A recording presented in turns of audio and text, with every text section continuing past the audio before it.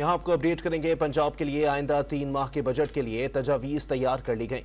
मजीद जानते हैं don news के नुमाइंदे अदनान शेख से। अदनान बताएगा क्या तजावीज़ तैयार की गई हैं।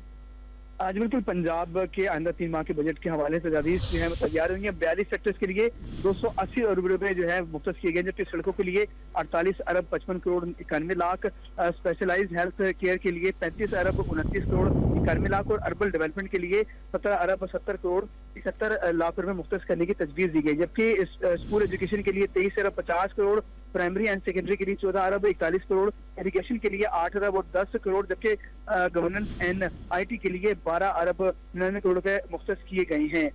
जबकि सोशल वेलफेयर के लिए 50 करोड़, स्पेशल एजुकेशन के लिए 50 करोड़ 2 लाख, टूरिज्म के लिए 40 करोड़, ह्यूमन राइट्स के लिए 90 करोड़, ह्यूमन डेवलपमेंट के लिए 30 करोड़ और माइंस एंड मिनरल्स के लिए 60 करोड़ रुपए मुख्तस करने की तजवीज़ दी गई। जबकि इंफॉर्मेशन जो कल्चर है उसके लिए 24 करोड़ रुपए, फिशरीज के लिए 49 करोड़ रुपए, लेबर के लिए 30 करोड़, जबकि फूड के लिए 19 करोड़ रुपए की जो है वो तजवीज़ जी सामने आई है। जी बहुत शुक्रिया अदनान शेख अपडेट करने के लिए।